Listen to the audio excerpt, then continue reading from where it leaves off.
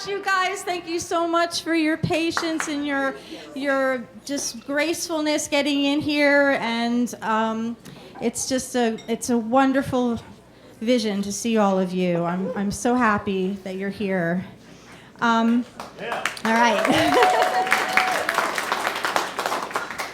My name is Gretta Harley, and well, thank you. And first, I want to thank the Royal Room putting the show together.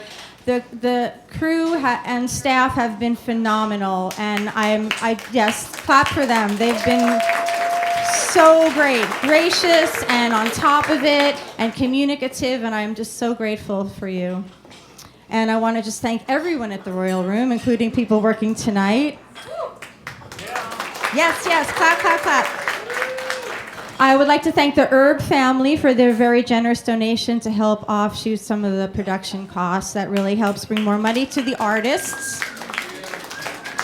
I want to give a special shout out to Nancy Guppy for putting our little show on TV and telling everybody to come. But mostly I want to thank the artists. The people you are going to hear perform tonight are some of my favorite musicians in Seattle. Some of them are my old college professors at Cornish turned colleagues. And some of them are just people I play with and people I've gotten to know and people I love and admire. And it's just been so much fun to bring everyone together.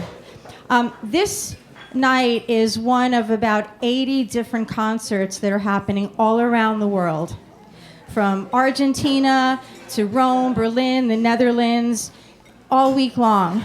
But today we're doing it at the official Piano Day, which is the 88th day of the year, representing 88 keys of the piano. It was started by a composer named Niels Fromm, and he created this Piano Day in 2015, and it's been going strong all over the world, but we are only one of 2 concerts in the United States. The other one is in Salt Lake City tonight, and us. And we hope to make this maybe an annual event, because Amy Rubin has been inspiring me to have that happen. So we're going to start working on that right away, because it's a lot of work, and we want to extend it to different venues and bring in more artists. There's so many fabulous pianists in this town, and we got a smidgen of them because some people are busy, and we just have this little room in this one night. So I want to mention that this event is being live streamed, and for those of you who are out there in internet land, there is a link that you can donate, a wallet that will help pay the artists. All the money goes to the artists. I want to introduce the first artist. He is a student of mine. His name is Sebastian Herb. And he's the reason we're here, because he introduced me to Niels Fromm. And Sebastian started out with me when he was about 8 years old, and we were playing Bach inventions, and we started going through the standard catalog, and then he wanted to explore different types of music, modern music. He got involved in Philip Glass and a lot of minimalist music. He was very interested in microtonal music. And he started bringing this music from Niels Fromm, and I thought, this is so beautiful. Who is this guy? Because I hadn't heard of him before. And I looked him up, and that's how I found out about Piano Day. And I thought, we have to do this. So here we are, and we're going to celebrate the piano and these wonderful artists. And so our very first artist is Sebastian Herb.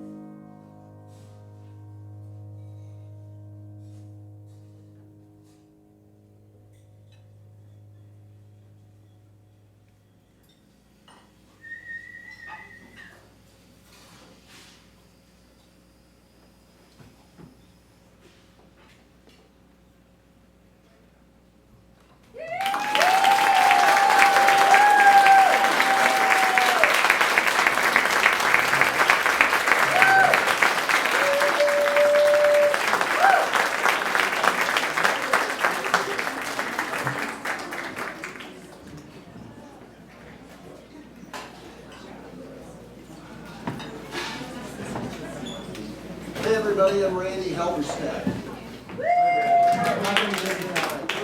More on that later, but first of all, Sebastian.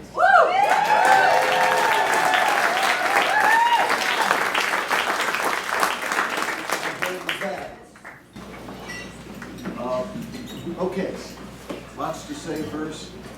I'm on the clock,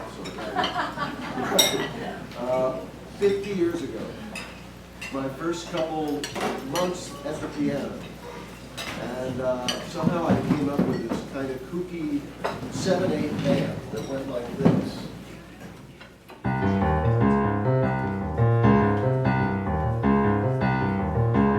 Although, you can imagine, it probably sounded more like, you know, because of 2 months, right? But then the piano changed. And I know it didn't change. I know it was me. In fact, I think I know that it was that I finally learned to relax my wrists and let my full weight go into the keyboard naturally. But that's not how I experienced it. To me, it was a mystical experience where all I can tell you is that at the beginning of the week, the keys felt like cold, hard granite to my fingers that had to be forced down. And by the end of the week, they had kind of morphed into warm rubber or a memory foam, which didn't exist back then. But, and if the piano could have spoken to me at that point, I think it would have said, you know, Randy, you've been beating the hell out of me for the last couple of months, but you know, I can tell you're kind of serious about this, so I'm going to let you in. I think we can be friends. Welcome to the club. I think let's have a good time. And you know, here it is 50 years later, and it just felt so mystical. I still remember it. And here I am, and I'm still in love with my great friend and looking forward to many more years.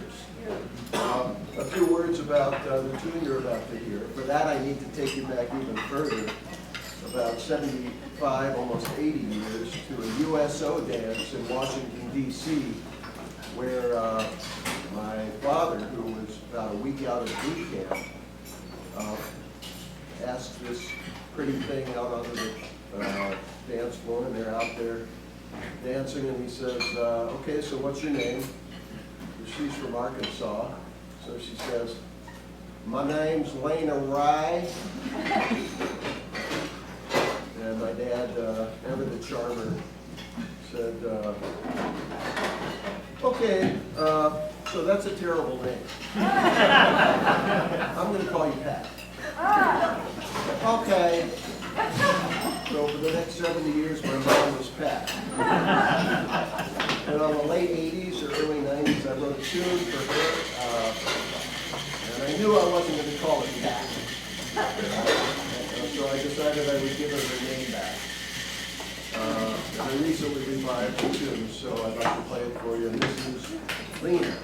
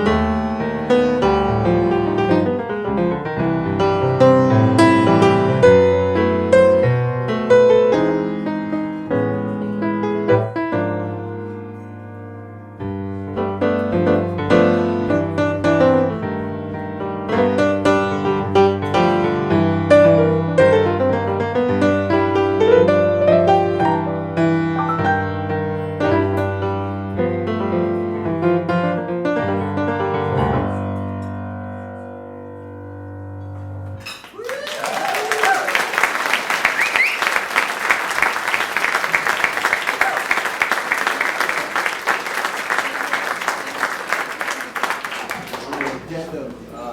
I've been pretty ill for the last couple of weeks. In fact, I told Gretta I didn't make it tonight. But I saw my doctor yesterday, gave me a relatively clean bill of health. He said, Get on the mic. We can't hear you. I'll just scream louder. There's a reason why I'm not on the mic, which is what I just said, which is that I'm a little sick still. I don't want to get anywhere near a microphone. But he gave me enough of a clean bill of health that he said, yeah, go in and play your piece, and then get the hell out of Dodge. So I really don't want to do. I really want to hang out and listen to some wonderful music, but out of respect for his wisdom and for your health, that's what I'm going to do. But before I leave, I want to play on the 30-second encore that I came up with. It's a rather atonal piece with a little pentatonic cadenza at the end, and I call it Disinfecting the Keyboard.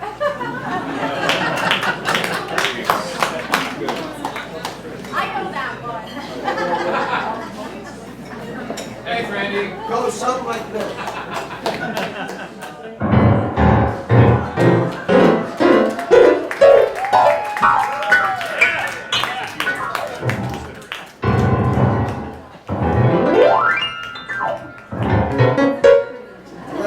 You ready for the big finale? The pentatonic part.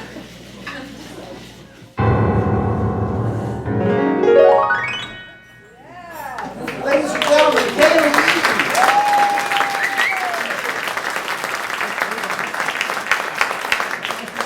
My name is not Kaley Eaton, but I forgot to tell you there was a change in the program.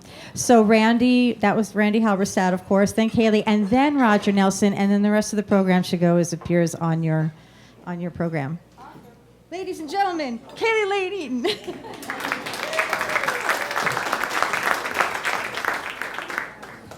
Hello.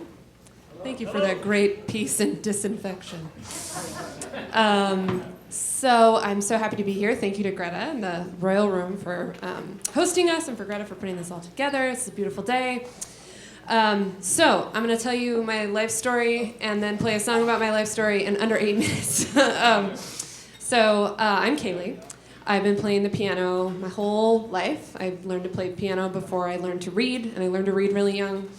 And it's just been the number one constant in my life. And the piano that I learned to play on is the piano that's in my house right now that I'm going to tell you about. I started playing when I was 3 years old on this 1880 Kimball upright, massive thing from the 1880s. Cherry wood, gorgeous, filigree carvings. Golden retriever puppies had chewed on it for many generations. Lots of little teeth marks. And this piano was passed down to me. It was purchased by my great-great-great-great-grandmother and great-great-great-great-grandfather for my great-great-great-grandmother as a little girl. They were pioneers from the Midwest that came out to Baker City, Oregon on a covered wagon. And then they homesteaded the Boulder area of Montana, which is where my family still lives and has been for that many generations. And they bought this piano for her, which always blew my mind because they didn't have any money, and this thing came up a raft on the Missouri River to the homestead, and I just wish I was there to see what that was like. So my great-great-great-grandmother, my great-great-grandmother, my great-grandmother, my grandmother, my mother, and myself all learned to play on that piano. A side note, this is a maternal line with only children, only daughters, that whole time. It's very spooky. And so that's the piano that is in my home. And I, just the other day when I was getting ready for this, was digging through a suitcase of old sheet music that my grandmother gave me. The lore in my family had always been that I was the first of these women to play this piano seriously, because everyone else had just kind of learned some beginning things as a young woman would. They were all very educated, even though they didn't have any money. But then I found all these scores in this suitcase that were my great-grandmother's with all her markings in them of incredibly complex classical repertoire notes and pages on music theory, and a lot of it was signed with her maiden name. She didn't marry till she was 26 because she was awesome.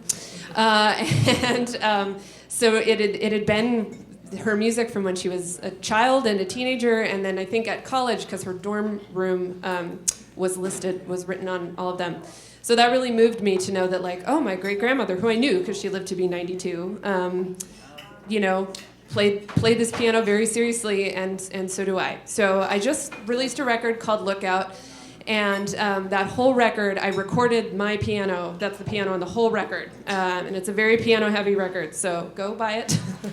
And also, if you want to hear what that piano sounds like, that's the record to listen to. And so I'm going to play for you a song now called Lookout, and the reason why I chose this song in conjunction with that story is because it's in F, kind of whatever, I don't know, I don't really think about that stuff anymore, but it has a lot of droney Fs and B flats, and the beautiful thing about my piano now is that the low B flat hammer is broken, so there's this like droney beautiful resonance in certain keys, and I wrote this song really just trying to play into that part of my piano. So this is called Lookout.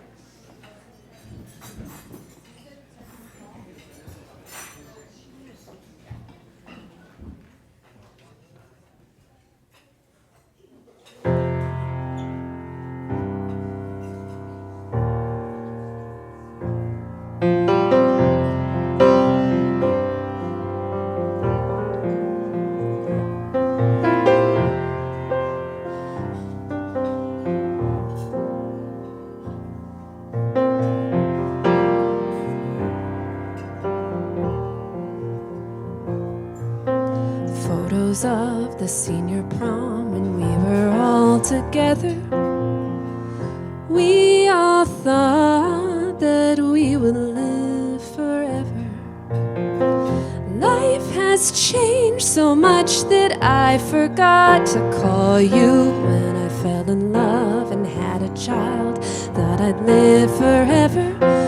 Got a job and bought a house and promised I'd do better.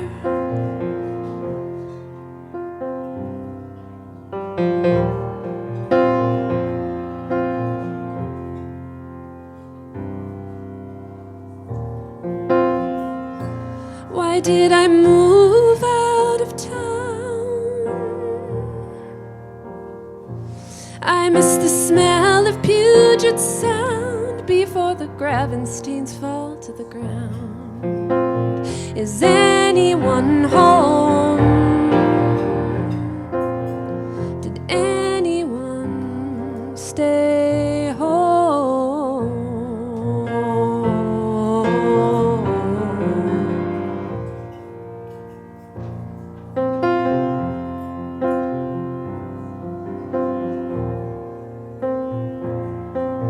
You only held my hand, we talked about the weather, but you were there when the Nisqually shook the river.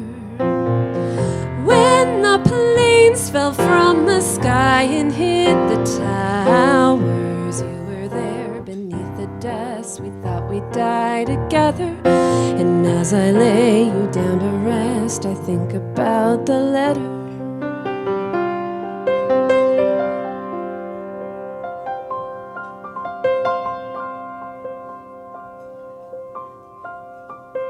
Blue-blooded ink on those college-ruled sheets where you wrote everything down you wouldn't say to me.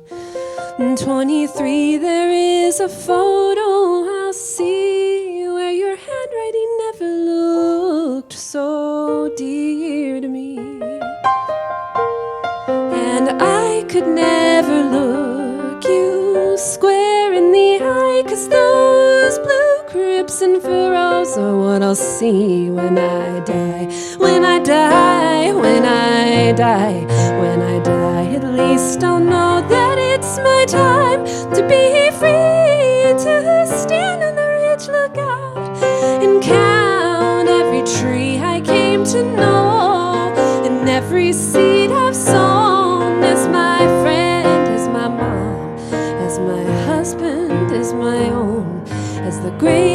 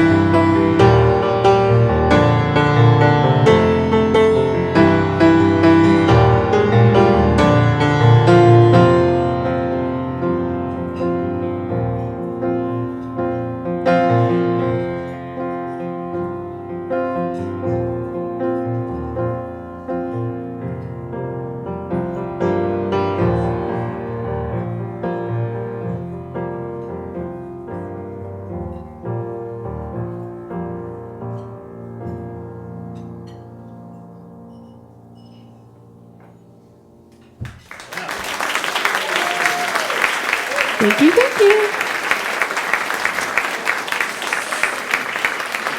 I think Roger's up next. I didn't memorize the order, so here we go. Thank you so much, everyone.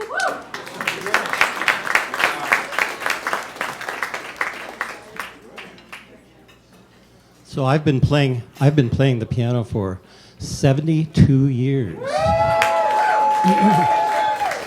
And I still enjoy playing it. It's amazing.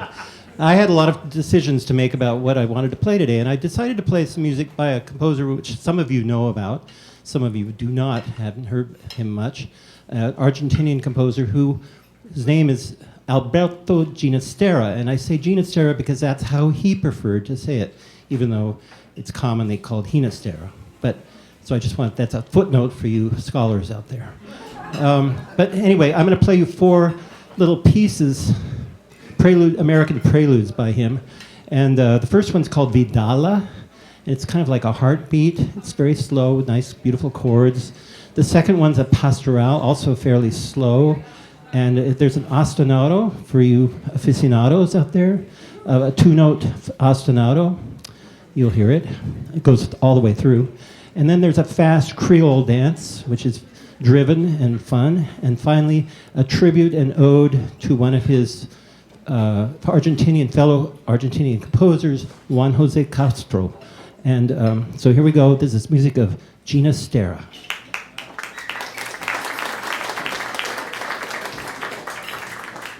Notice I still use this. Old school. Yeah. I can see.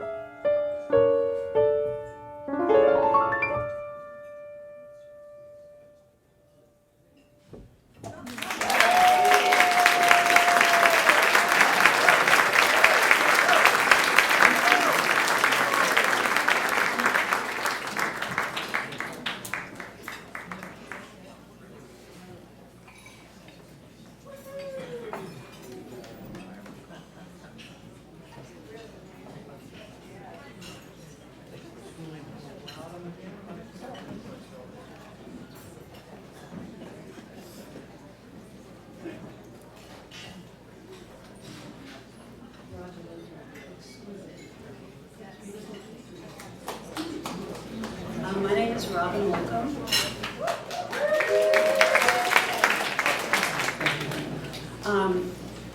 I started playing the piano when I was 5. Maybe the piano teacher was directly across the street, Mrs. Palmer.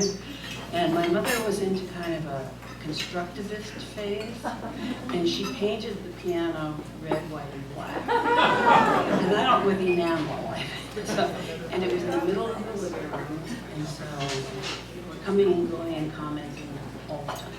But anyway, so let's see. The piece I'm going to play is from a suite of music that I wrote several years ago about the utopian communities that thrived in the Pacific Northwest at the end of the 1800s, early 1900s.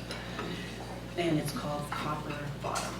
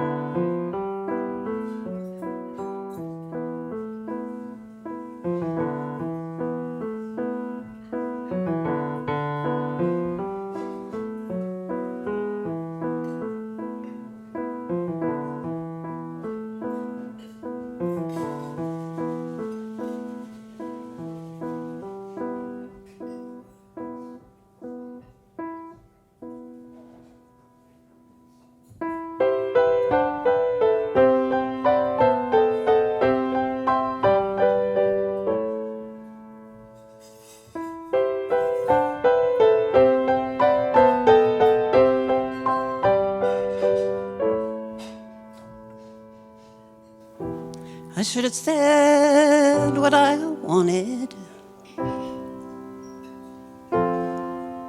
My cookpot has a copper bottom.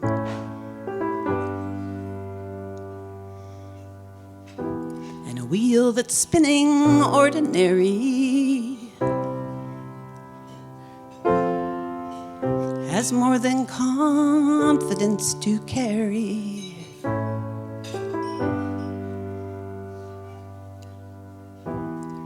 Promise stuttering to pieces. Odd how everybody comes out even.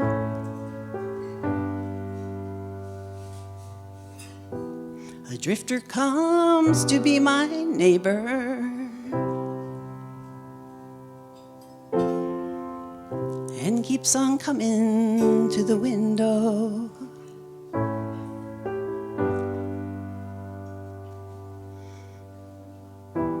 Don't set me up there with my daughter.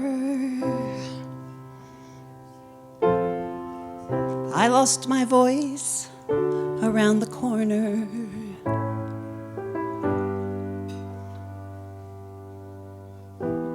And don't confuse me with my laughter. I won't return the morning after.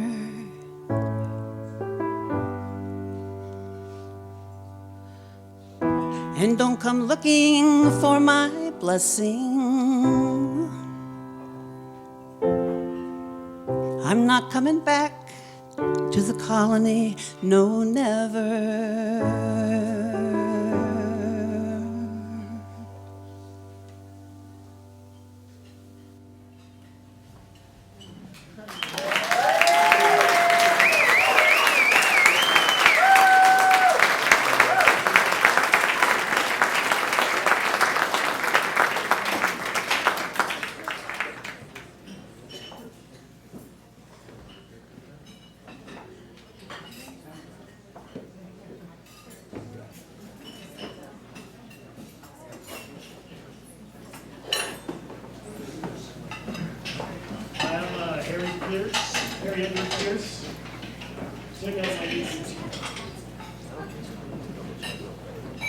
I'm going to play a tune by Sandy Gallup, the group Bloom, called Maybe You'll Be There.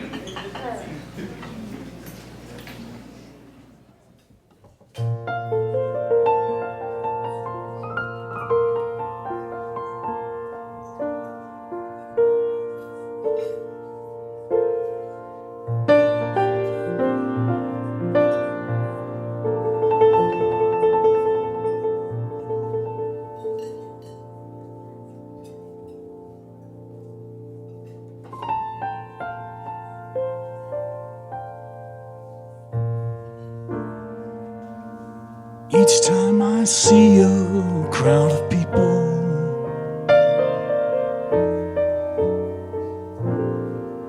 just like a fool, I stop and stare.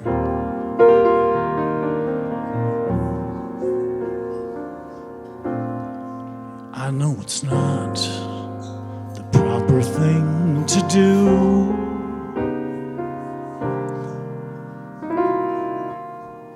maybe you'll be there.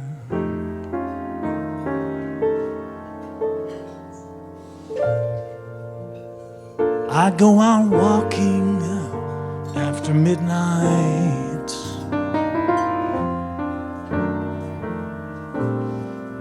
along a lonely thoroughfare.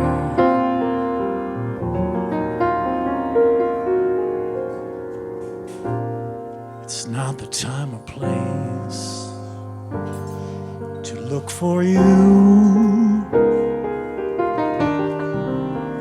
but maybe you'll be there.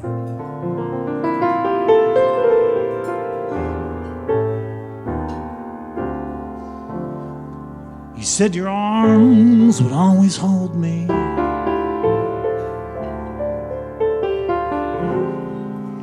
Said your lips were mine alone to kiss.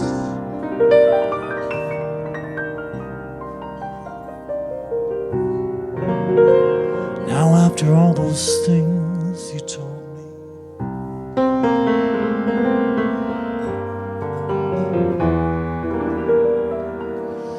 how could it end like this?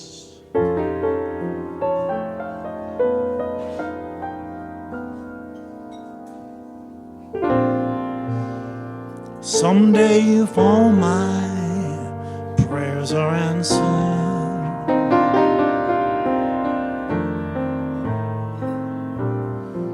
I'll hear a footstep on the stairs.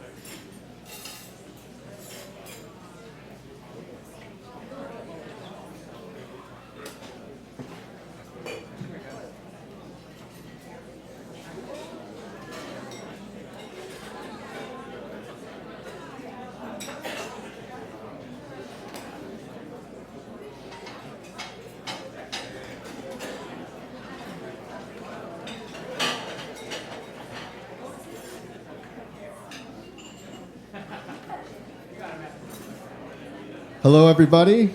My name is Max Wood. Thanks for being here and sharing in the passion and fascination we have with music, and more specifically, with the people who choose to make piano their vehicle of expression. I'm a percussionist and a drummer, and I just realized I'm at the wrong gig. Okay, I'm kidding. But even being a drummer, and no offense to other instrumentalists, I gravitate towards performing in ensembles and also listening to music where piano is the main focus. Also, I'm a piano technician. Yes, I'm at the right gig after all. So I was very excited to be invited by Gretta to give a presentation at this event with the intention of sharing a bit of what a piano is like from the perspective of a tuner and technician. Those of you with acoustic pianos probably see someone who does what I do once or twice a year for a tuning service, which probably includes some voicing and minor regulation touch-ups. Voicing being tone-related adjustments, and regulation being mechanical-related adjustments. Those of you who are involved with arts organizations or performance venues will see us more often, anywhere from once a month to multiple times per week. Those of you who have had your pianos for a number of years may have also had full regulation and voicing jobs performed on your pianos, new hammers or other action components installed, or possibly even had full refinishing and rebuilding jobs performed. You can get a sense that there's a lot involved in the trade of being a piano technician. Today I thought it would be interesting to give you a brief guided tour of what a piano looks like under the hood, and to walk you through a millisecond in the life of a keystroke. Hopefully, you'll get a sense of the interconnected nature of the 12,000 parts that a piano is comprised of. Don't worry, I'm not going to show all of them. So, here is a picture of a brand new Steinway Model A that I was preparing recently at the Seattle Steinway Gallery. Anytime a new piano is being prepared, it gets a tuning and is inspected for any needed mechanical adjustments or regulation, as it's called, to account for any changes that moving may have had or that are due to the new location's climate. A piano is largely made of wood and metal, both of which are sensitive to changes in climate. This is a view of tuning the piano. Though there are 88 notes on most pianos, there are around 230 individual strings to tune, as the majority of notes have 3 strings, or unisons, per note. In the lower tenor and bass, there will be either 1 or 2 strings per note. I find it quite impressive that collectively, the strings on a grand piano create an average of 35,000 pounds of pressure, which the iron frame supports. What you're seeing here is the key frame and action stack removed from the piano, commonly together referred to as the action. You can think of it as the engine of the piano. With the action removed from the piano, this is the view of the key bed inside the piano, which you can't see with the action in there. So what you're seeing in this view are the damper underlevers. On the left side, you would see a stop block, which is what keeps the key frame in the proper position when you're not using the soft pedal. This is the shift lever, which moves the entire action over when you are using the soft pedal. And on the right side would be the shift return spring, which returns the action to its rest position when releasing the soft pedal. So, what does it take to make a piano key work properly? You can think first of a piano key simply as a lever. However, imagine if a piano key was connected directly to a piano hammer. If you just pressed down and the hammer pressed into the strings it was striking, you'd just get a plunk with no sustain. Not terribly expressive. So then, what needs to happen in order to create the sound that we're used to? First, one sec. Keys need to be set to a specific height, preferably all uniform, with the sharp keys being a ½ inch above the naturals. Why a ½ inch? A few centuries of pianist feedback. So. For a lever to work, there has to be some distance for it to move downward, right? On a piano, the average amount of key dip, or how far a finger can press a key down, is typically set to be close to 10 millimeters. Why 10 millimeters? A few centuries of artist feedback. It's interesting to note, though, that any pianist will have their individual preferences, but anything less than 9.5 millimeters or greater than 11 millimeters tends to warrant universal complaints. It's quite impressive to know what an accurate measuring tool our sense of touch can be. Next, we'll look at the other end of the key and start looking at the hammer. For evenness of sound, you want to have your hammers for each note set to be the same distance from the strings, which we call the blow distance. Here's a close-up of how I would measure the distance from the hammer to the strings to set samples while it's in the piano. And then this is the view that I'd be looking at to compare other hammers to the samples to get them all in a straight line. Two interesting facts directly related to how far the hammers are set from the string. You'd be amazed at how much difference in power is available with just the change of 1 millimeter. And to give you an idea about the leverage a keystroke provides, a key moving downward about 10 millimeters will raise the hammer about 45 to 47 millimeters on average. I won't go into the weeds about action ratios, but it's interesting to know what's happening. So here's a side view of the piano's action. I'll quickly go through a couple of the other events that are occurring during every keystroke and the parts that have to be adjusted in order to make them function properly.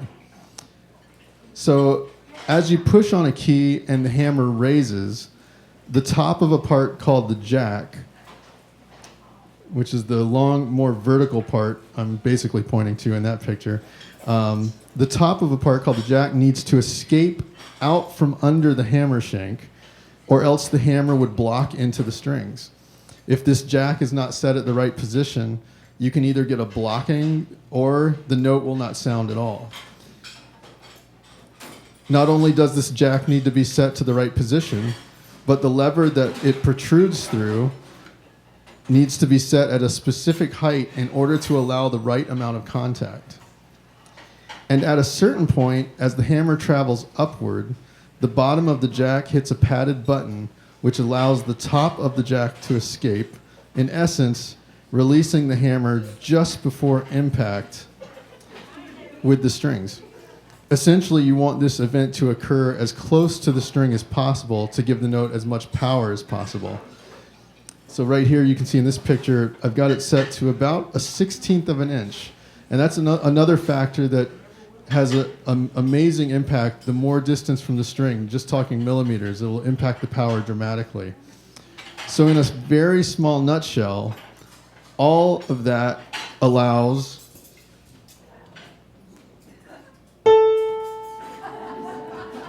that. So I hope everything I've shown you tonight has been interesting and maybe enlightening. More importantly, though, in my work, my hope is that I am the last thing on a client or an artist's mind when they're playing their piano, and that they simply feel connected to the instrument in front of them. Thank you.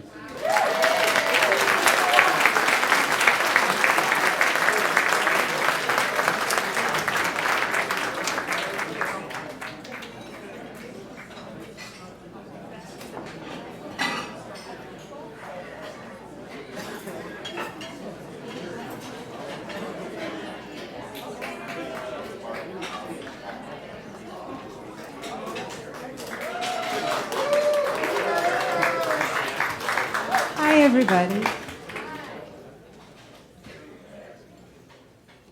So,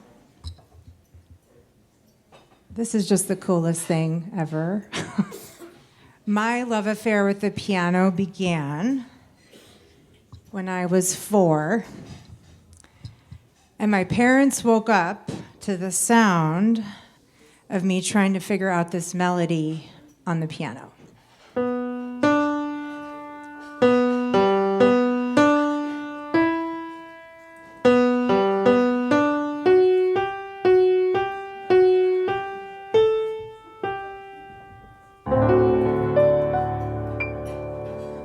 I didn't play that last chord, though. My mom loved Barbra Streisand, and we listened to the Hello Dolly soundtrack on repeat so that I could sing along. Hello, Dolly, well, hello, Dolly, it's so nice to have you back where you belong.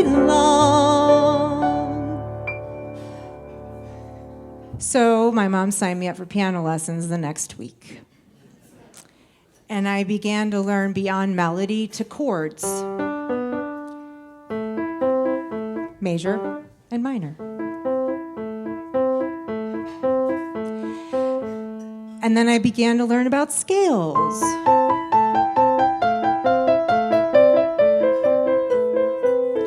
And my teacher, my classical teacher, was great because she really inspired me to compose. And so then I put them together.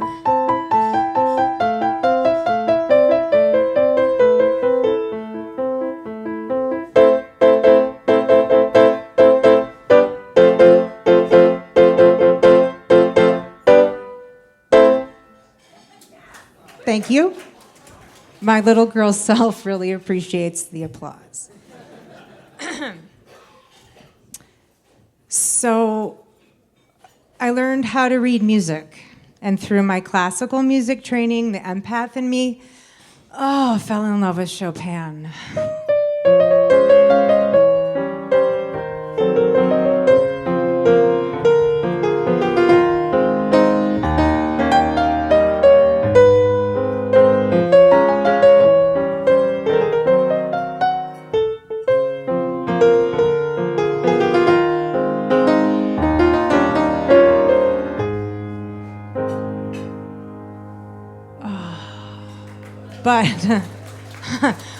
But I didn't want to be a classical pianist.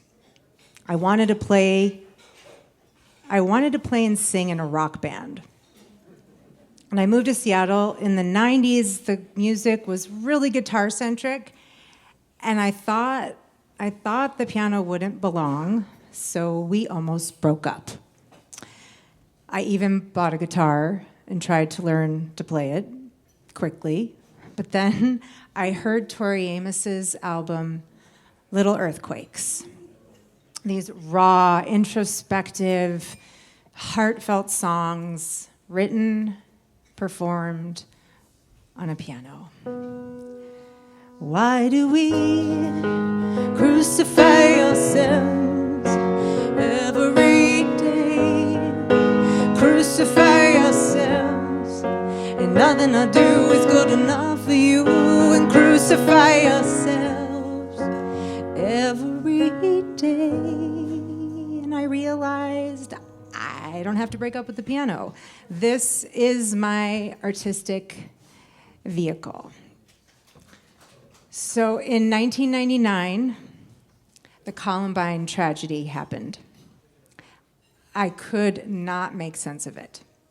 It shook me to my core, and I went to the piano to try to process that event and these claims that music and musicians, that art was to blame for this violence.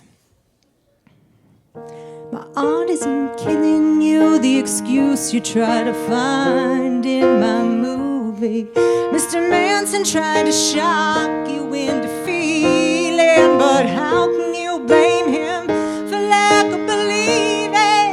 'Cause now the children are bleeding. TV stares and souls that won't shine. Kid, I put a bullet through your life. Who's really to blame? Senator, where the hell have you been up till now? Until the numbers reach the hundreds. Now you say the time is right. Where were you yesterday? And today you blame my art, and it's not killing them, killing them. I also began to teach piano, and my approach is really, really flexible because of the journey that I've had, and because every student has different passions and interests and goals, and reading music is really awesome, but so is playing by ear and jamming with the band or writing your own music. And I tell them they can take this instrument wherever they want to go.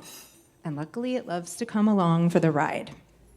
So I recently made the piano a main character in a musical that I composed, and it proudly sits at center stage through the entire production. And on it, I play songs that I wrote to help me make sense of yet another wild stage of life.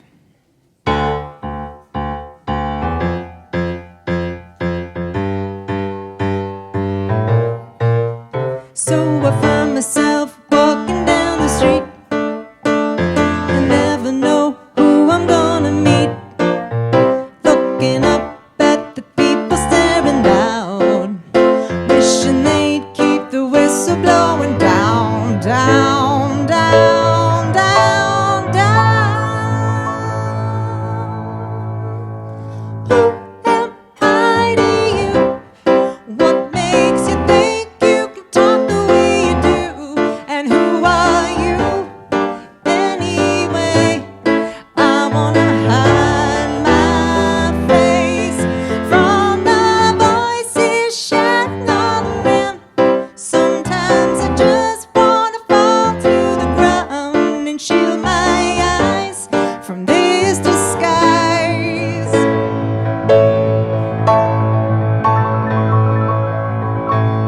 and blow away. Thank you. So I'm happy to report the piano is still one of my best friends, and it appears she and I have come full circle from that moment in my childhood living room. So I will leave you with Dolly, you'll never go away. Dolly, you'll never go away. Dolly, you'll never go away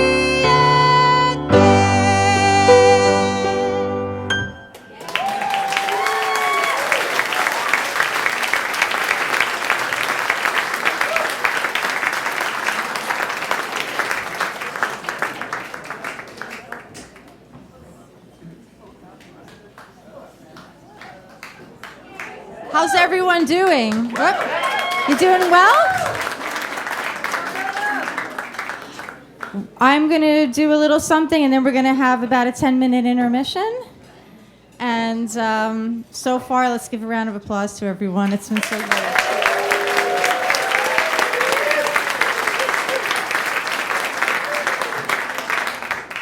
I wanted to tag team a little bit with Max about sound.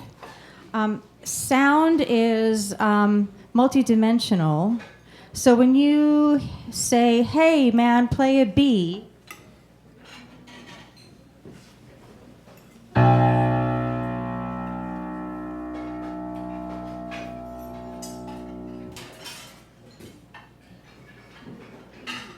the B is called the fundamental tone, but there are many tones within that B. I brought a prop. Anybody remember these things? Clackers. Isn't it a miracle we're still alive?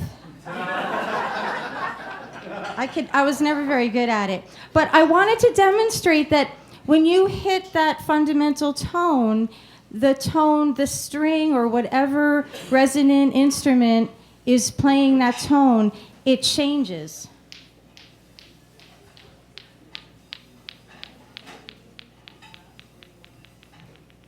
It goes through a cycle, and those cycles are called partials. And you can demonstrate this to yourself when you go home and you're in your bathroom and you're brushing your teeth, and you can change your mouth movements. Who has an electric toothbrush? Okay, I want all of you to do this at home.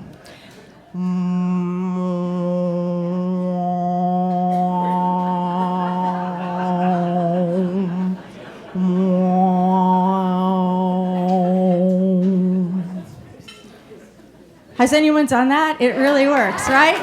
That what's happening is you're isolating those partials. So I would like to ask a volunteer to come up here, preferably someone under 12 years old. I know she must be here. Let's see. Is she coming up, or did she go? Here she comes.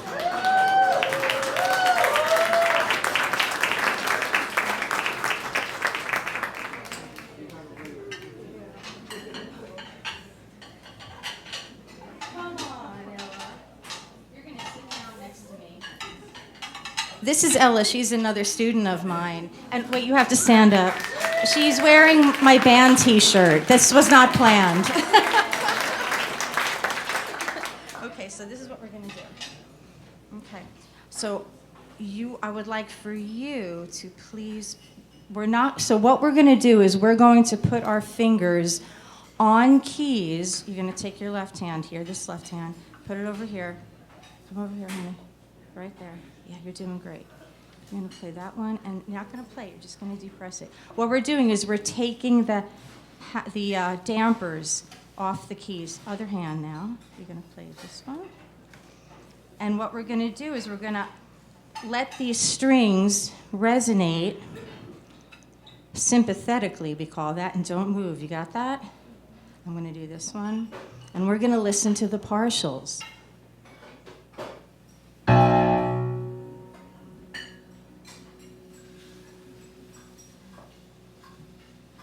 I'm going to do it again, okay? Let's do... Can you hear that? Yeah. Can you hear it vibrating? Up. Yep. Now I'm going to do another one that's not necessarily on this fundamental. You can kind of hear it a little bit high, but as the notes vibrate higher and higher, it gets a little bit out of our hearing range. And back to the other one. You hear that? Pretty cool, huh? Thank you, Ella. You did great. Let's give Ella a round of applause for coming up here, being so brave. I can also isolate that same note if I put my finger on the string and try to find them.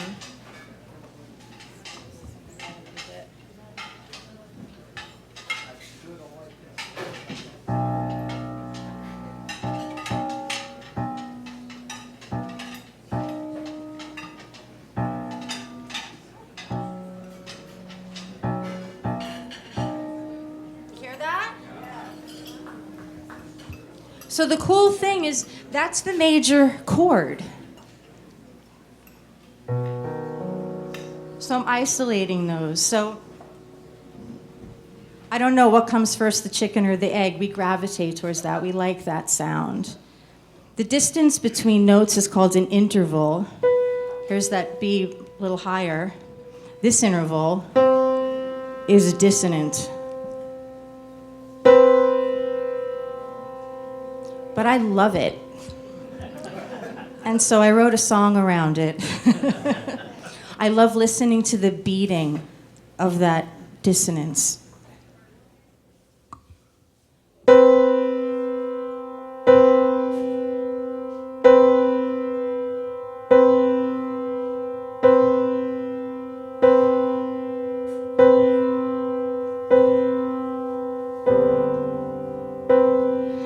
Listen with open heart to the struggle.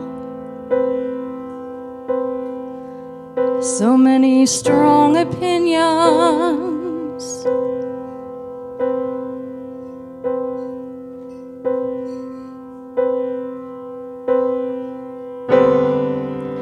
All I feel though is sadness for us, so unnecessary, these struggles we make, so unnecessary, the hardships we create.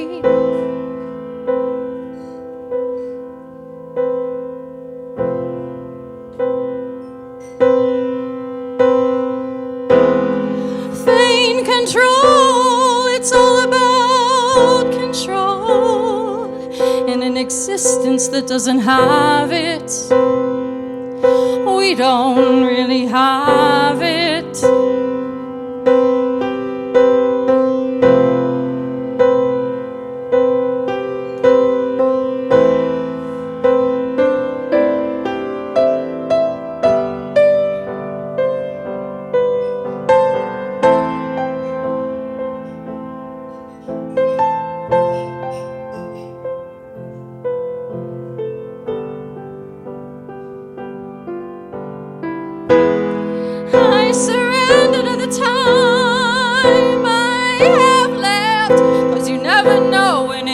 Take us back. You never know when it will take us back.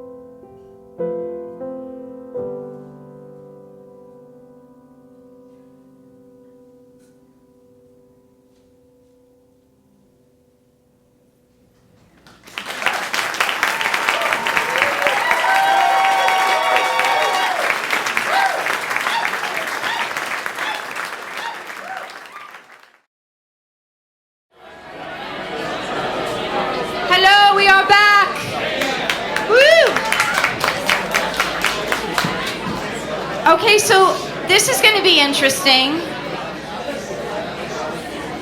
I would like to introduce Troy Swanson.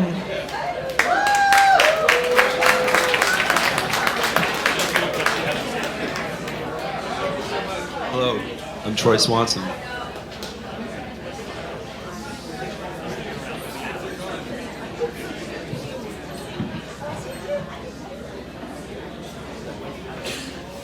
I'm here to talk about the instrument that I call the corpus callosum. I made this instrument in 2001. A little bit of history behind that. In 1984, I began playing synthesizers. And in 1986, I started studying electronics and robotics and whatnot. And in 1989, I ended up at Cornish, like some of the other folks around here. Studied with Jared Powell. Also did some classes with Roger, who played earlier. And there I was exposed to John Cage's prepared piano, and then through that I was exposed to microtunings and whatnot, and I got into Harry Parch and gamelan music.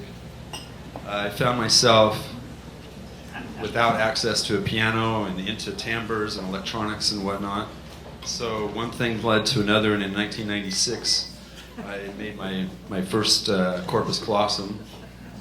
I should also say that during that time I ended up working for an instrument builder in Seattle named Trimpin. So I spent 10 years building instruments for Trimpin and toured with him and whatnot. So learned a lot from him, met a lot of people, was inspired by a lot of things, a lot of music, Kronos Quartet, just a variety of things throughout the years. I'll play a few notes. So this started out, I wanted to do more like a prepared piano kind of thing, And I decided to amplify it because with electronics, I was already playing synthesizers, and I could actually run this through effects and amplifiers and things like that. So these are just some of the notes. I'll also play some harmonics like Greta was talking about earlier.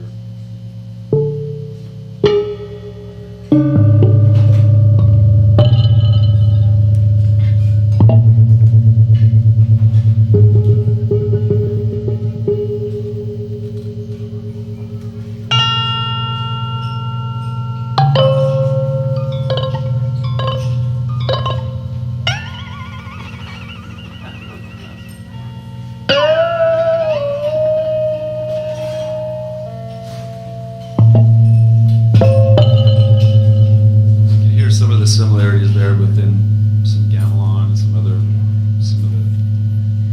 Harry Partridge music. I play my own compositions, and I have a tendency to just improvise.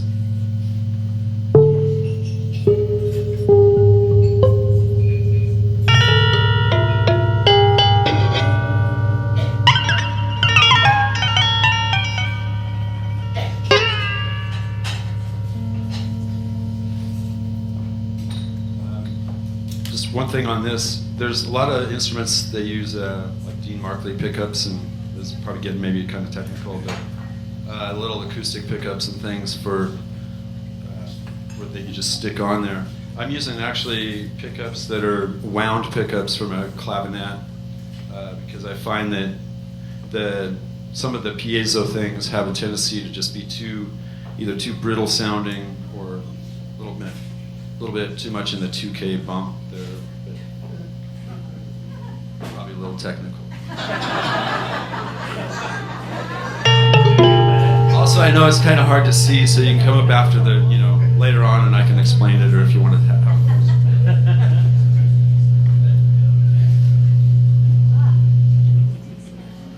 feedback there. You can also bow. So here's some harmonics like what Greta was talking.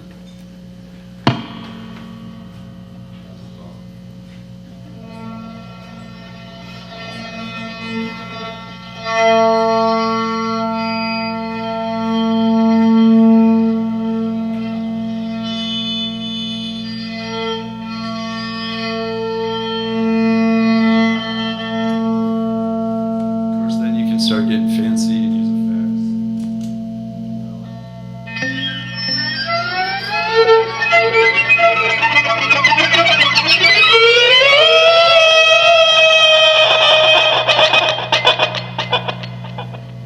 Get a variety of timbres. So this is the corpus callosum. What did I say?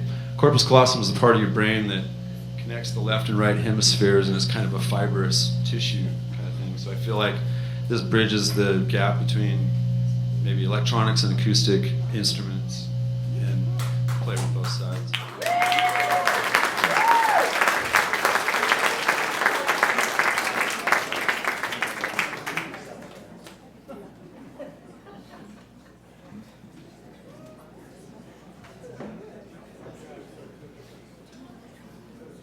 Thank you.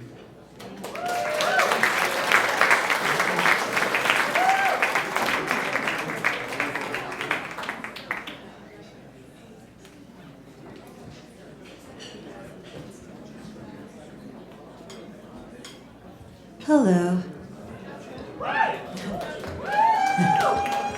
My name is Kathy Moore, and I play loud rock and roll guitar in Seattle, a lot of times in this room. And I started on piano, and when I started playing guitar, I just wanted to solo, improvise, and I wanted to improvise with great musicians and connect with them.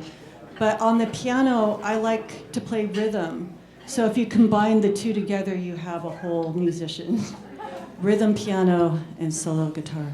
This is one of my favorite rock songs that has both piano and guitar in it.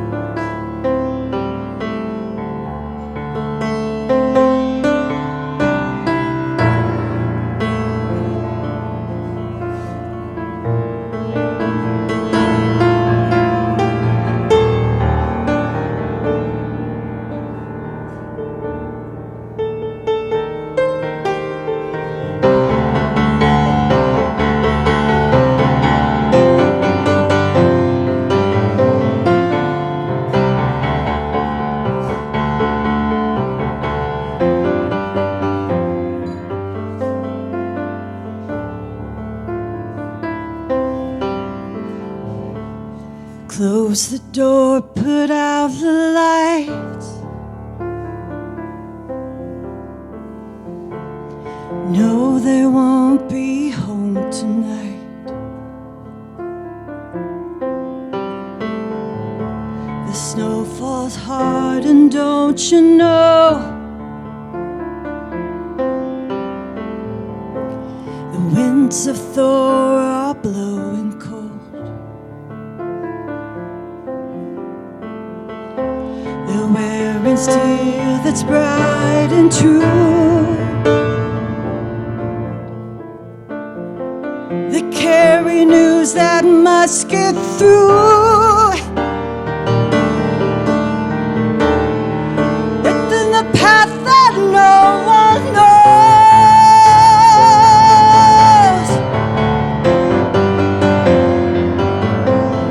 It's no cold day. Cold day.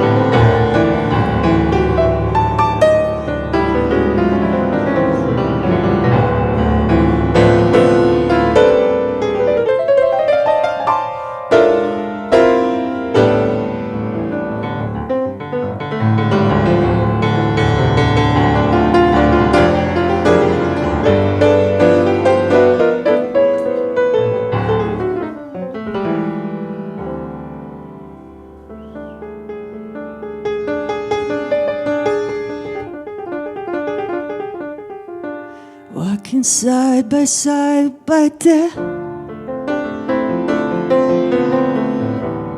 The devil marks their every step. The heart that's beat that slow. The winds of Thor are blowing cold. They're wearing steel that's bright and true. They carry news that must get through. They're to the path that no one's for.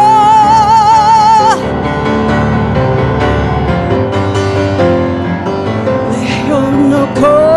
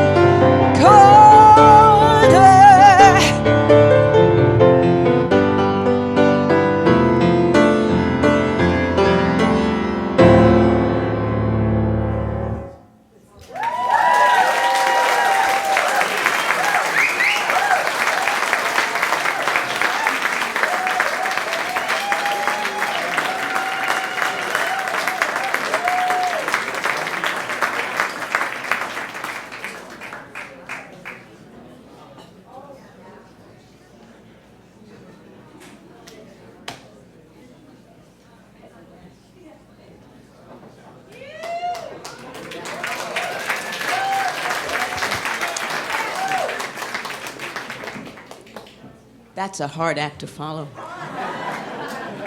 And I don't sing.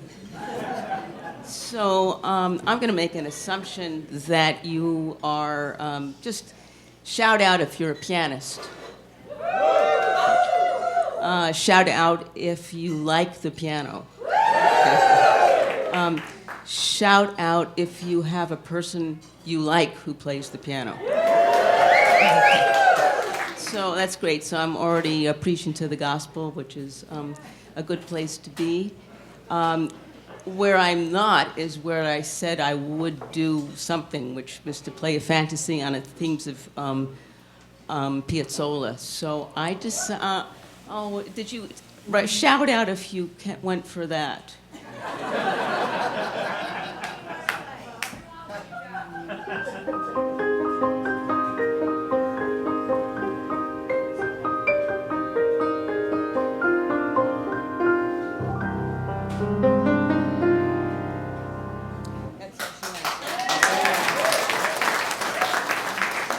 So actually what I will be playing is a piece called, of mine called Cry of the Mothers, and it was written probably before some of these artists were born, meaning today's artists on stage today with me. It was in the 1990s, and it was about a political event, the Dirty War in Argentina, where, if you remember, many young men who opposed the government disappeared.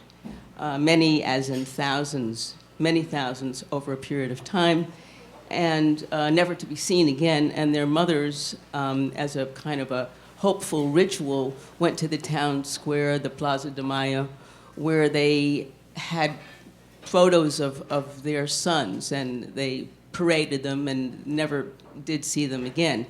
And I was connected to this. I'm not from Argentina, and I had never been, but I was working with an Argentinian fabulous, fabulous guitarist. And I was also at an artist colony with a poet who was writing about the mothers of the disappeared.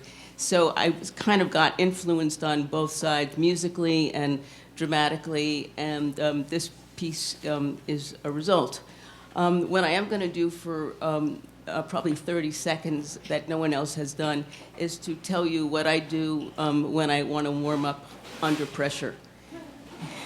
And so this is the equivalent of a race car driver getting into a race, never having tried the car. So I thought I would just demo this for you. So first I'm just going to play a whole tone scale divided in 3 and then divided in 2.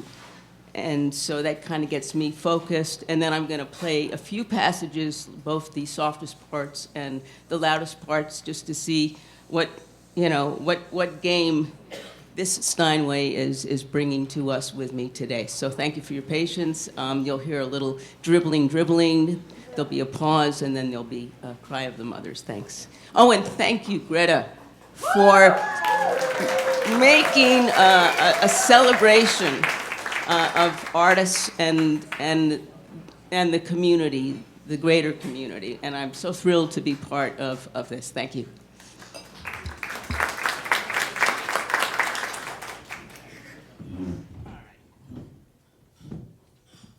All right, first.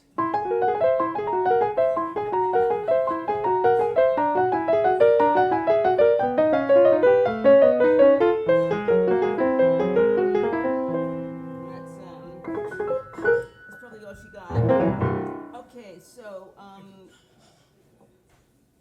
loud. That's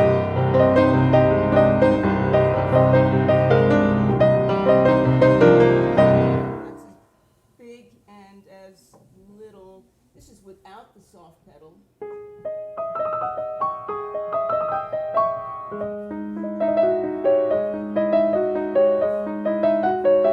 With the soft pedal. With the soft pedal. Yeah. With your permission. Okay. And was the loud a little too bombastic? No. Okay. If I hear ouch, I'll back off.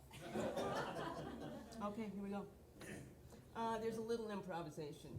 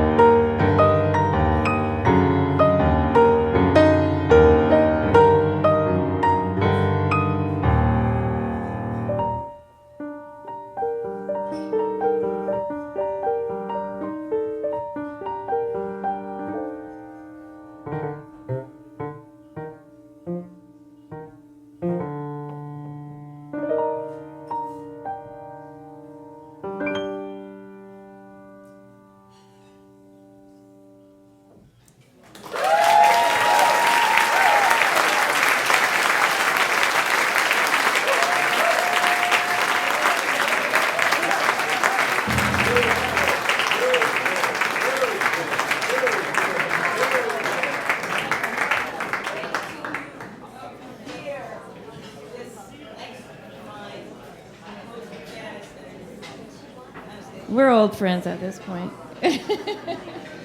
That was amazing. Let's have another one of these. Amazing.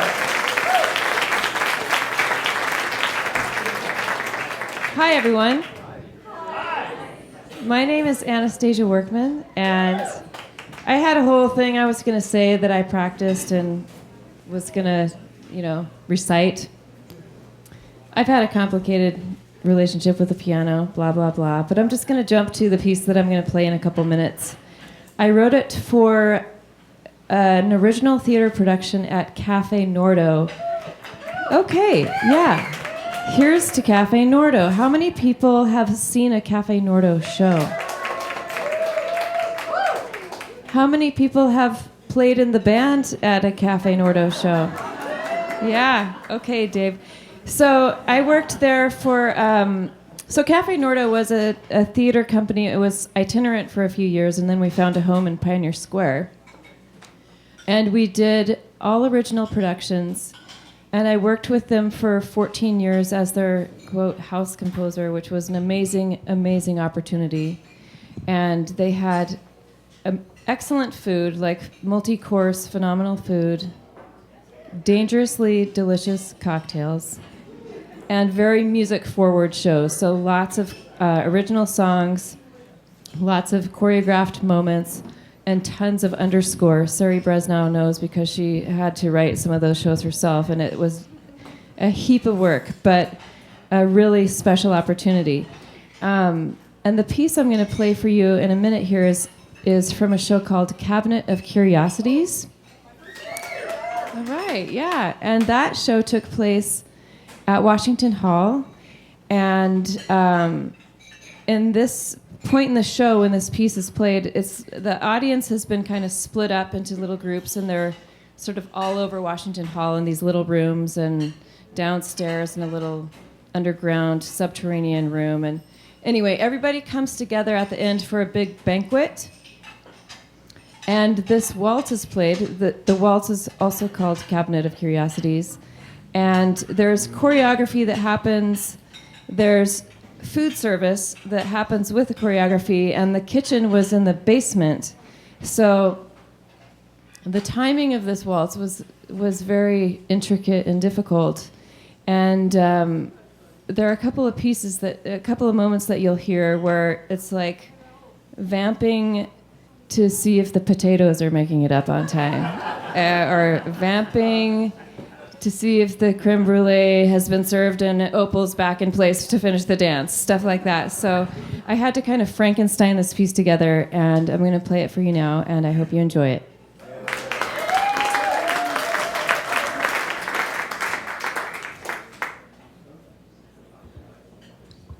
I also wanted to mention that it's supposed to evoke a sort of bygone era.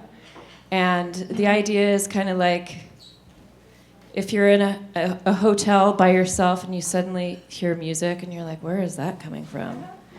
And then you kind of get sucked into this era, kind of like in The Shining when Jack hears the music and he goes into the bar and it's this ballroom from like the 1920s and he's kind of just in that scene.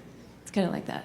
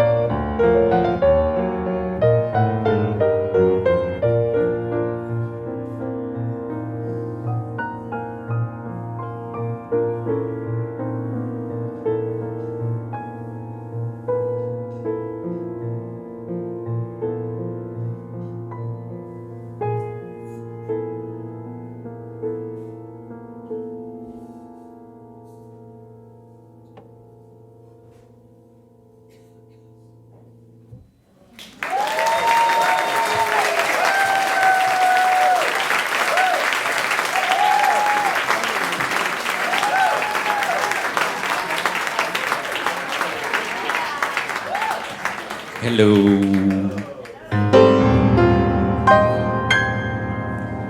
I've always thought that pianos were magical.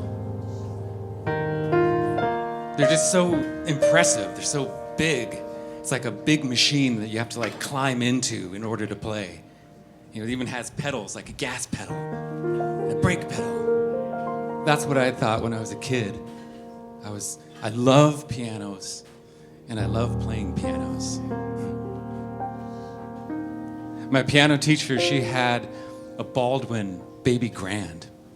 And it had this amazing sound, just like super bright, just real in your face. But it was also, it had resistance when you played it. So in order to get the sound, you had to maybe push a little harder, which was different from my upright at home, which had a light touch. So I loved going to my piano lessons and getting to play her Baldwin. And I took to music right away. It just like, it made sense to me. I understood it. So she got me started right away. She said, okay, let's get you going on Bach, you know.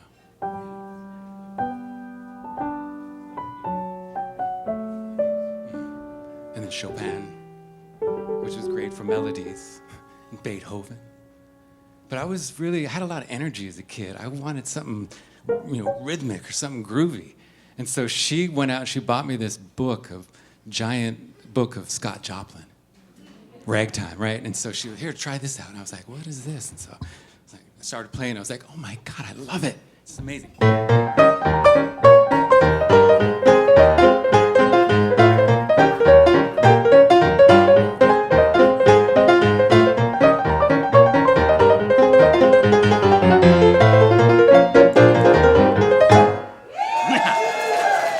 That's it. And then Scott Joplin, he always writes, play moderately slowly. And I was like, no, I want to play. You know, of course. But yeah, that piano, that Baldwin is a special piano because it ended up coming to live with me. My piano teacher, Ruth Headley, she passed away. She willed her piano to me. Yeah, amazing. And I think it's just really interesting how pianos, they seem to find me. In fact, I have a line on a piano. If anybody wants one, let me know. But the piano that I now have, that's a pretty good story with how it found me. My wife, Lisa, over there, her best friend from high school is a real estate agent. And she texted Lisa one day and said, Jose, do you think he wants a Steinway piano? Exactly. And Lisa's like, what? What kind of question is that? I mean, ask him. So Nancy called me and said, hey, I'm handling this house and they can't find a home for this piano and they can't sell it because it has a little sun damage and it's a Steinway and it's probably pretty good. Maybe you might want it. Do you want to go check it out? And I was like, yeah, because my Baldwin was needing a lot of work if it was going to sound good again. So I was like, ugh. So I went to this house over in Mercer Island, a split-level home. And there was nothing in the house, literally nothing. Even the molding was stripped away. So it was completely empty except this giant baby grand Steinway piano in the middle of the room. It was just sitting, nobody was there. So I came into the house and I'm just like, this is a trip, man. So I sat down at the piano, I started playing a few notes, and there was no furniture, so the sound was bouncing, just echoing, boom, boom, boom. I couldn't really hear it, but I was like, I think that sounds good. And it's like, yeah, it feels good. So that piano came home with me. It's what I have now, yeah, special. And the funny thing about pianos, they all have their own personalities, you know? They're so funny. And the piano that I have now, that Steinway I got, it inspired me. I usually play a lot of, you know, jazz and stuff, and this one inspired me to actually start composing. And so I'm going to play this piece for you now. I composed it on. It's called Hidden Reflections.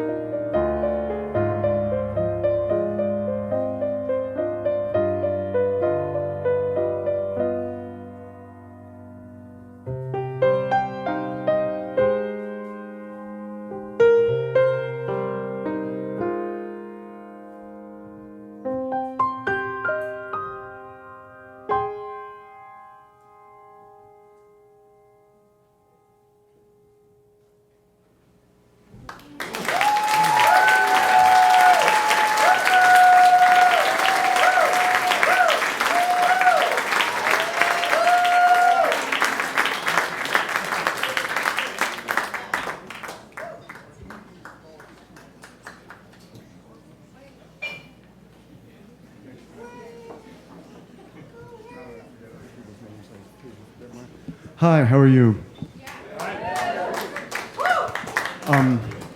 First place, representing not the piano, but the Royal Room, we'd like to thank Gretta Harley for featuring our Steinway B piano.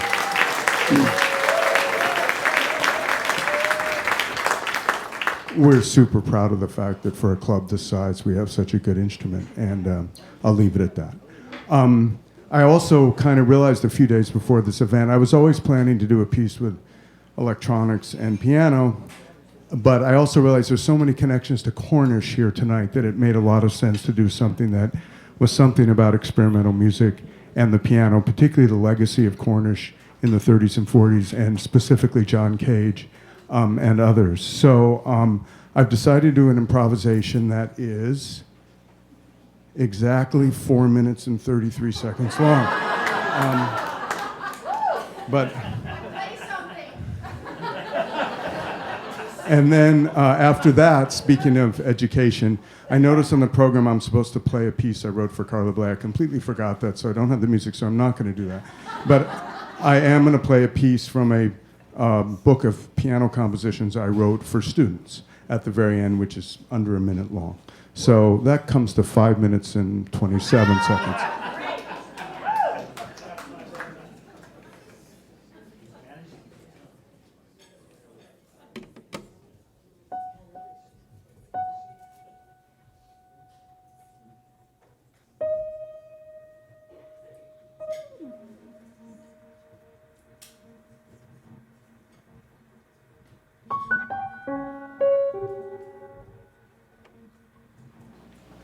I'm going to start over again because I forgot to start my time. We won't cut that.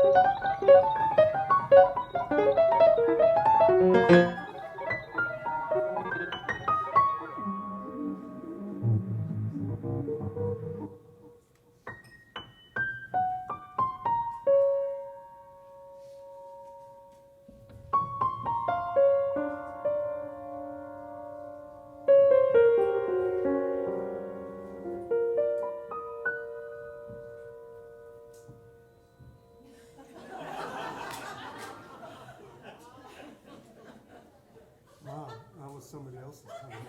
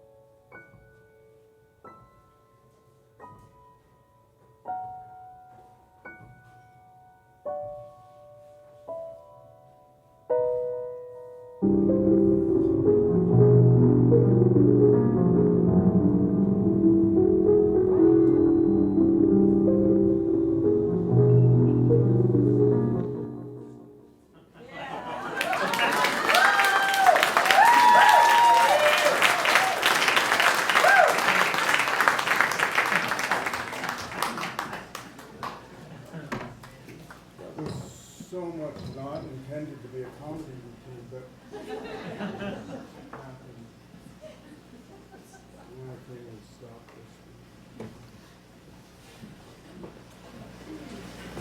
there's 4 of these books for sale in the back, and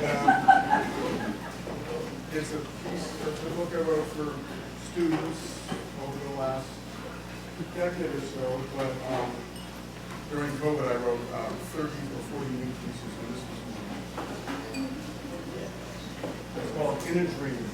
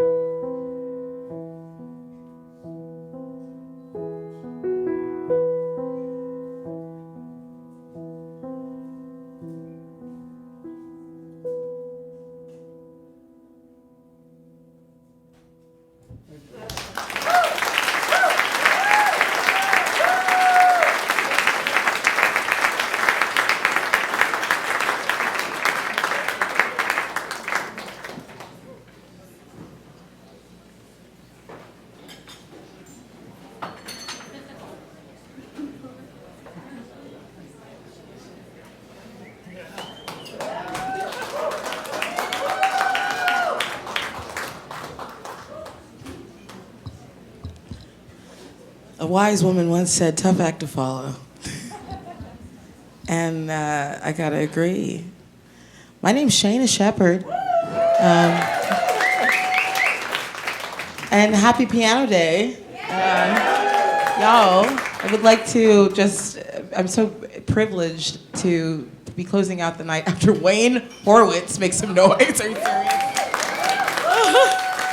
And I want to say thank you so much to our great friend, Gretta Harley, for putting together this incredible program.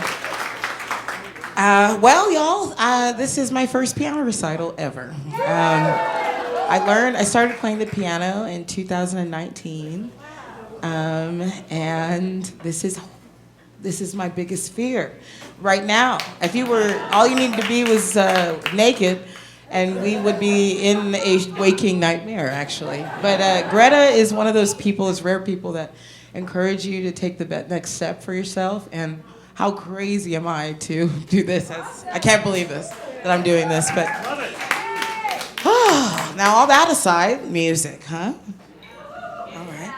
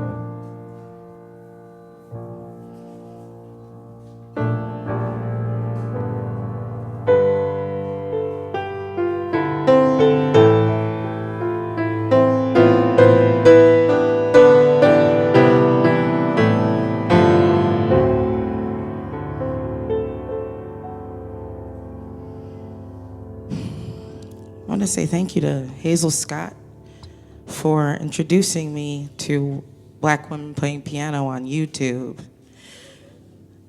And this is the first song I ever wrote, a little excerpt.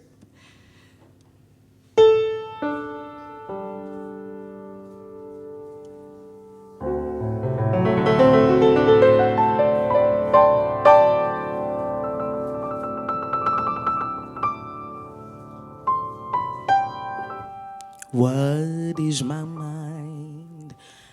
And what are the chances? Where are the changes?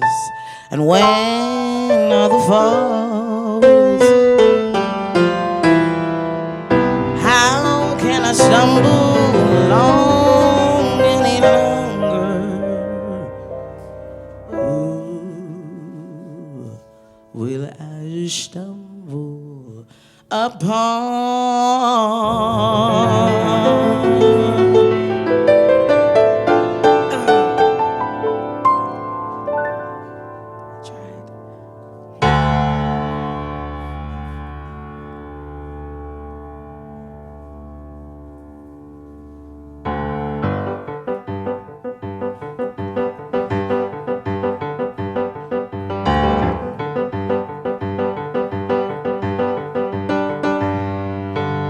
Alabama's got me so upset.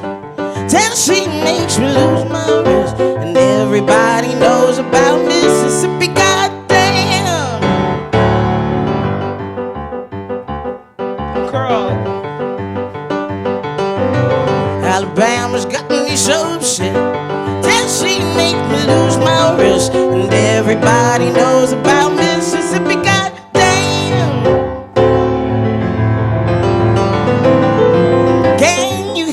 Can you hear it? Can you feel it? It's so in the air. I can't take the pressure much longer. Somebody say a prayer. Alabama's got me so upset. Tennessee made me lose my rest. And everybody knows about Mississippi. Goddamn. Oh, I'm sorry. This lady said, I wrote this song before you were born, and you were right. And you're still like, thank you for your patience with me.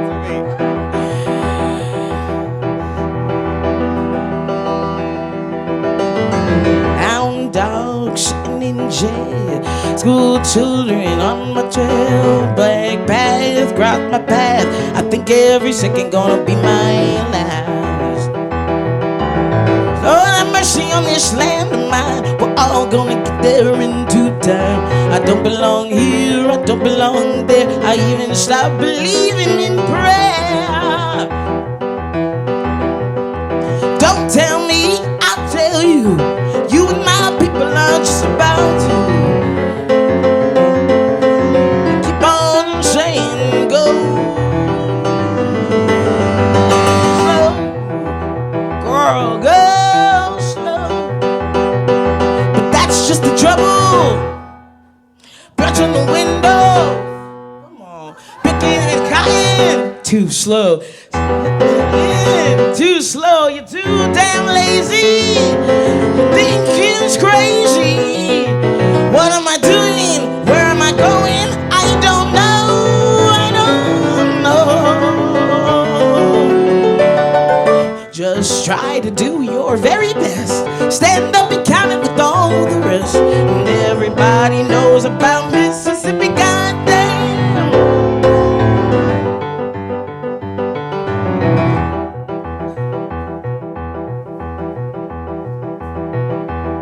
Picket lines, school boycotts. They try to say it's a communist bloc. All I want is equality for my sister's brother, people in me. That's just the trouble. Washing the window, picking the cotton. You say it's rotten. You're damn lazy. You think it's crazy. What am I doing? Where am I going? I don't know. I don't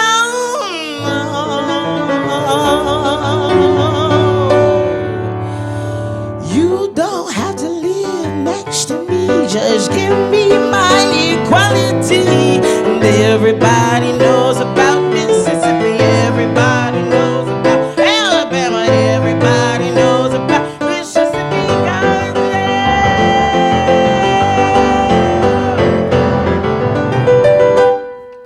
Jesus.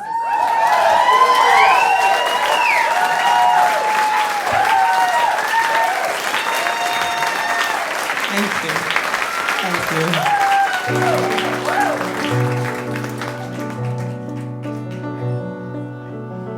Now, it's interesting being a learning adult, huh? I wrote this song as well. A little deviation, honey. I remember sitting in my apartment after a bad breakup and finding only comfort in writing this and learning how to play the piano by ear before going to my first piano teacher, Ron Weinstein. And he fixed it, so.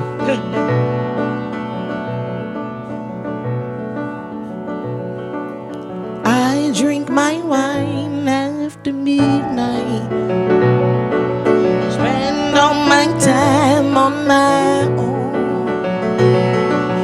Why can't I find a reason to unwind alone? Just me at home.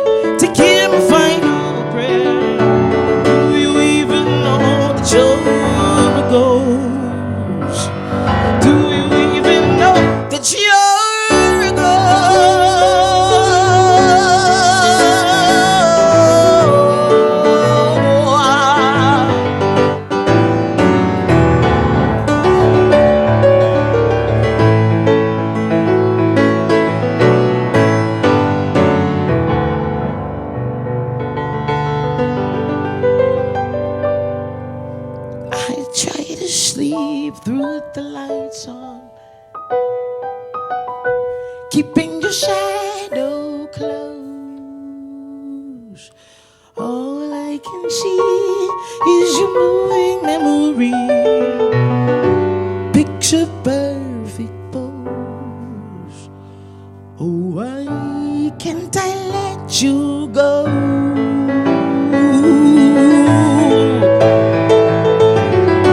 Can you see?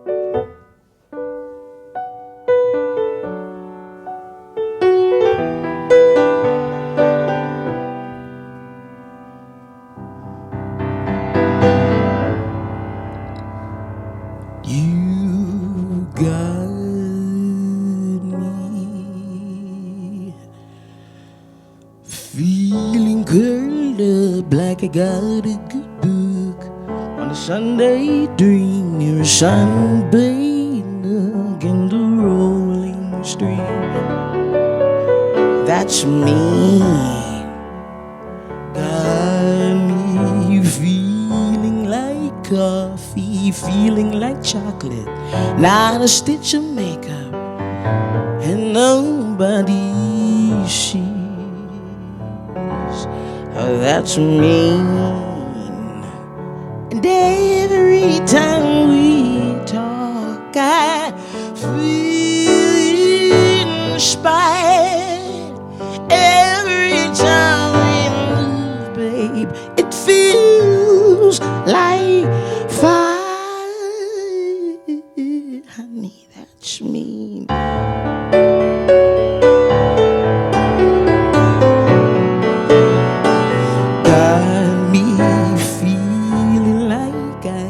Take over the world and drape my problems with my pearls, you see. That's mean, 'cause I never been one to go rambling on and on how a heartbreak breaks like dawn. In the light, the darkness kept me strong.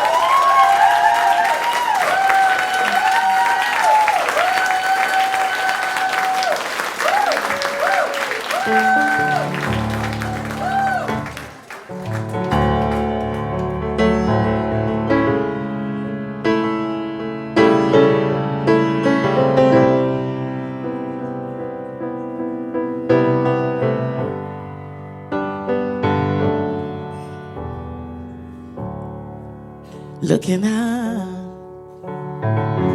on the morning rain, I used to feel so uninspired. Then I knew I had to face another day. Oh, Lord, it made me feel so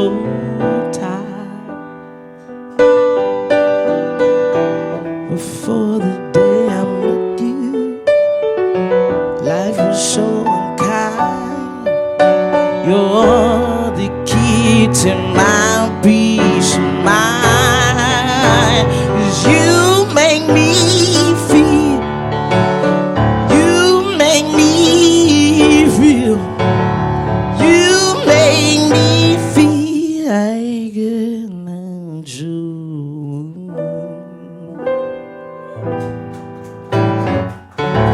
When my soul was in a lost and found, you came along to claim it.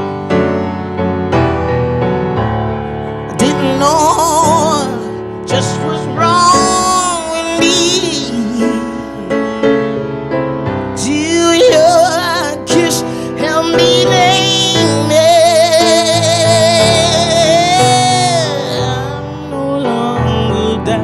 for what I'm leaving for. And if I don't need to make you happy, I don't need more. 'Cause you make me feel, you make me feel, you make me feel like a natural woman.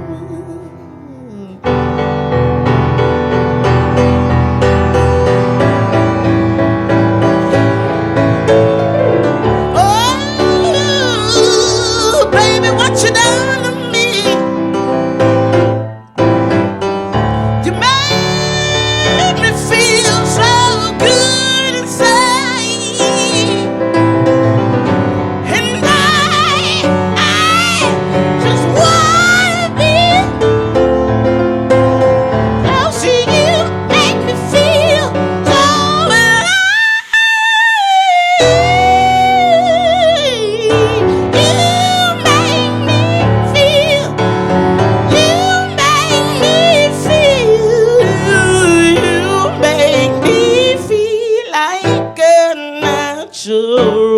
Woman.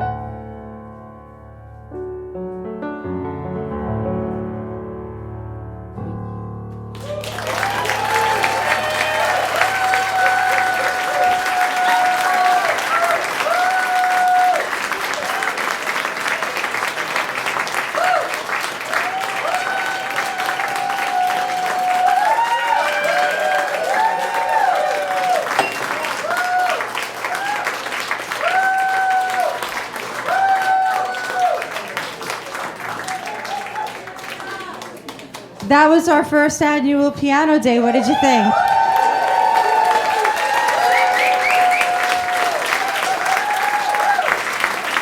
You are such a huge, important part of this. Thank you so much for being here.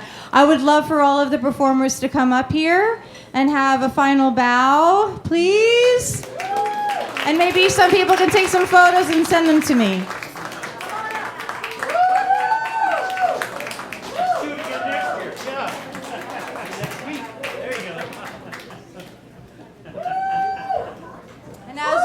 And as we're all gathering, I want to thank the Royal Room one more time. Please give a round of applause for everybody who works here.